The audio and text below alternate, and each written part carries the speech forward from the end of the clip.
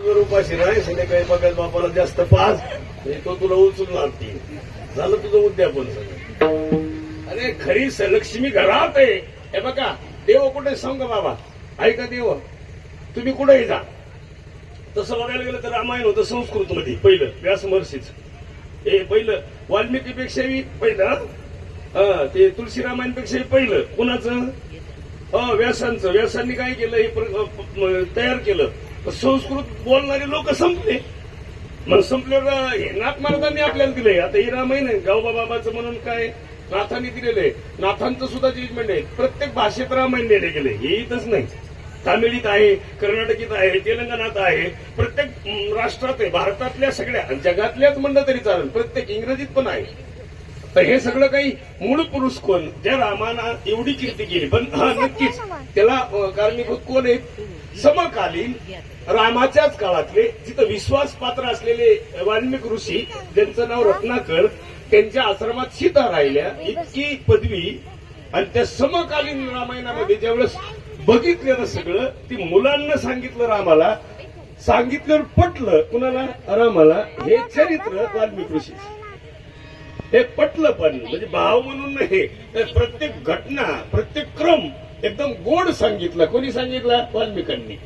आणि मुलांनी पाठ केला आणि मुलांना जे मिळालं ते रामाच्या पुढे बोलले. म्हणून हे सगळ्या गोष्टीमध्ये आपण विचार केला पाहिजे. आता मी महाराष्ट्रात आहे, आपण सगळे महाराष्ट्र मराठी भाषेत म्हणून आपल्याकडे मराठी, तेलंगणामध्ये त्यांच्या भाषेत आहे, गोड आहे, त्यांचे गायन पण गोड आहे, पण आपल्याला भाषा कळत नाही. आंध्रातल्या लोकांकडे आहे, कर्नाटकातलं आहे, सगळीकडे. आणि इथं जे मिळालं हे वैभवशाली काम आहे. महाराष्ट्रामध्ये संतांची भूमी आहे. महाराष्ट्रामध्ये सूर्य सुद्धा लवकर येतो आपल्याकडे.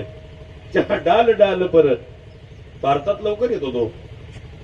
जहा डाल डाल परत चिडिया करती है बशेरा, ए भारत देश आहे. जहा सूरज आपल्या देशामध्ये पहिला येतो. आता इकडं 10 वाजले, 11 वाजले, 12, दुसरीकडे इकडेच वाजलेले असते. जगामध्ये किती वाढले काय माहित नाही. आणि आपण या भारतात राहतो. आपल्याला आनंद घेताना, समाधान वाटताना आपण ठरवलं पाहिजे मला वैकुंठाला जायचं. वैकुंठाला जायचं याचा अर्थ कळला का, वैकुंठाला आपण सहज जाणार नाही. आणि वैकुंठ ही आपल्याला एवढ्या लांब जायची गरज नाही. तुम्हाला कुणाकुणाला आजची वैकुंठाला यायचं आता भया म्हणते. वैकुंठ म्हणजे काय सांगू का, आता डोळे झाका आणि परत डोळे उघडा, एवढं जे दिसतंय ह्याला वैकुंठ म्हणावं. हे वैकुंठ आहे. हे वैकुंठ इथं तयार करा.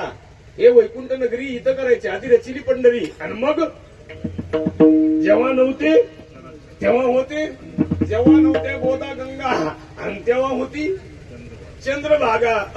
तो बाबा वैकुंठ द्वारकेहून पंढरपूरला आलं. त्याचं कारण त्याला द्वारकेत करमत नव्हतं का. द्वारका बुडाली, कृष्ण निघाले आणि कृष्णाने द्वारका बुडायच्या आपापला. आता कृष्णानंतर पाठीमागं काही ठेवलं नाही. कृष्णाने हे खानदान सगळं सोबतच आलेलं आहे. आपल्या इकडे कसं राहतं, 3-3 पिढ्या राहतात माग. कृष्णाच्या मागं कोण राहिलं त्याचा पुरावा आहे. कृष्ण म्हणले मला मागं काही ठेवायची गरज नाही. रुक्माई इथं आल्या, कृष्ण इथं आले, पांडुरंगाच्या रूपानं उभा राहिले. विठ्ठल टाळ विठ्ठल, कली आनंद कृष्ण आले. विठ्ठल विठ्ठल विठ्ठल.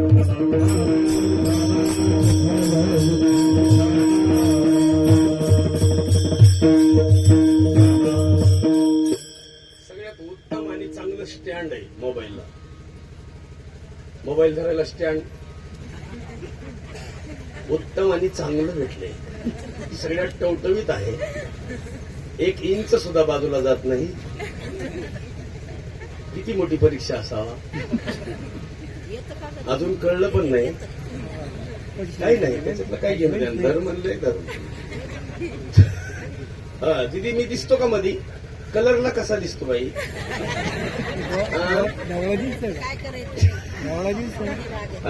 लय खास आहे. ते बघ ते आई ताईच्या मांडीवर पोरग आहे. काय नाव बाळा तुझं, इकडे बघतंय इकडे बघतंय. ते तू मागचं तुझं काय नाव रे दादा.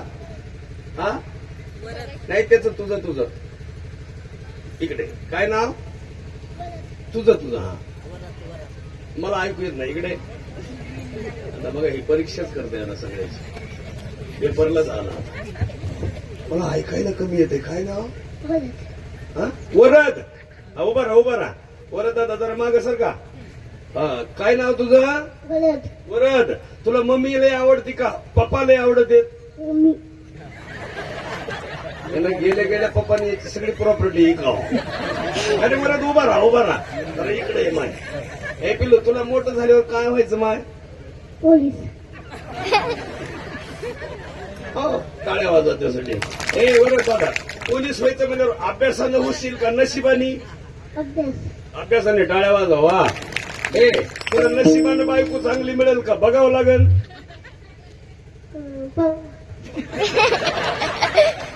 चेडी नेसता येत नाही पाहावं लागेल म्हणते.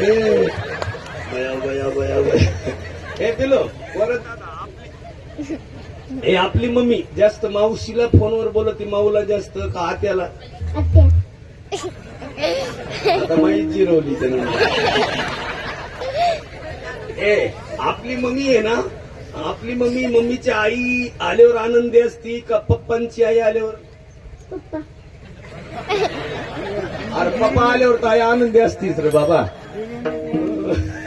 पप्पा मुळे तर तू झाला. पण मम्मीला जास्त कोण आवडतं तू का पप्पा? तुझा आहे आता मग कार्यक्रम होईल.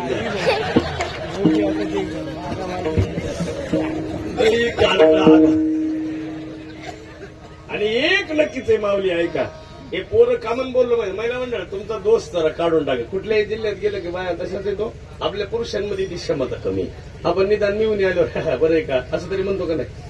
आपली बहीण आल्यावर ह्या कशा पाहिजे अशा? तुला का सुतार पडलं दादा? आपण बघा यांची बहीण म्हणजे मिळून आल्यावर म्हणतो का नाही बरं आहे का तब्येत कसं काय साडू भाऊचं काय चाललंय लेकराचं काय चाललंय म्हणतो का नाही आपण?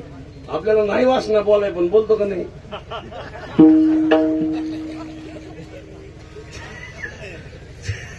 पण या एकदा तरी म्हणते का वहिनी या बाबा सप्ताह बसलाय म्हणलं कधी? अरे काय ताप आहे. आणि आमच्या बहिणीनं सह्या करायच्या बंद केले की बाया म्हणते बाया तिला कपट होतं का काय रोग झाला का सह्या करायला काय झालं खाते फोडायचे तर आम्हाला व कर्ज काढायचंय यांच्या सह्या झाल्याशिवाय कोणी कर्ज देणार.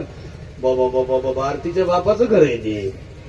तू इकडून काय आणलं तू आणला गुंठा एखादा येतो. आणि म्हणून मागणं मागतो अशी एक या जगामध्ये वृत्ती आहे. ती वृत्ती निघून जाण्यासाठी कीर्तन आहे. पण ती वृत्ती जाण्यासाठीच कीर्तन हे माध्यम आहे. माध्यम ही नामदेव महाराजांपासून याच्या मागच्या काळात जर बघितलं तर कीर्तन करणारे कोण होते? कुणी होतं? प्रबोधन करायला कोणीतरी होतं का? कुणी प्रबोधन केलं असतं? जर ज्ञानोबा तुकोबा जन्माला आले असे नामदेव महाराज नसते आले संत परंपरा महापुरुष नसते आले या महाराष्ट्राची काय अवस्था? आज बिहारची अवस्था काय? तीच अवस्था आपली असते. आज पाकिस्तानची अवस्था काय? तीच अवस्था आपली असते. त्या माणसांना कळत पण नाही. आता चित्रपट आपल्याकडे निघलाय आता नवा आता एक आलाय कोणता तरी रिलीज झालाय तर तो त्यांना पटत नाही. हो आता राजपुतांचा चित्रपट आहे सुंदर आहे गोड आहे तर नाही पटत त्यांना. चित्रपट सुद्धा नको वाटतं. इतका अवघड अवस्था. आपल्या देशात चित्रपट निघाला तरी त्यांना त्रास होतो चित्रपटाचा. इतकं वाईट अवस्था आहे. त्याच्यापेक्षा आपल्या भारत देशामध्ये आपल्या महाराष्ट्रामध्ये आपल्या गावामध्ये आपण ठरवलं पाहिजे मीच आहेस माझ्या म्हणजे तूच आहेस तुझ्या जीवनाचा शिल्पकार. आपण ठरवायचं मला शिल्पकार व्हायचे. मी माझं जीवन बदलून टाकणार. माझ्या जीवनाची व्यथा बदलणार. माझं जीवन बदलणार. याच्यासाठी आपल्या सगळ्यांनी इथून पुढे ठरवलं पाहिजे कशासाठी आलो. आता तुकोबरायचं मत आहे याची सगळ्या मावल्या आलेल्या ह्या मागच्या या मावल्या प्रेमळ होत्या जिव्हाळा. अरे जाऊ जर मेली तर कधी तक्रार नाही. मरून जर गेलेली जाऊ असेल तिथे 2 पोरं असू द्या त्यांचे लग्न होईपर्यंत बाई बोलली का? हो जावाचं पोरग डॉक्टर करणारी बाई आहे.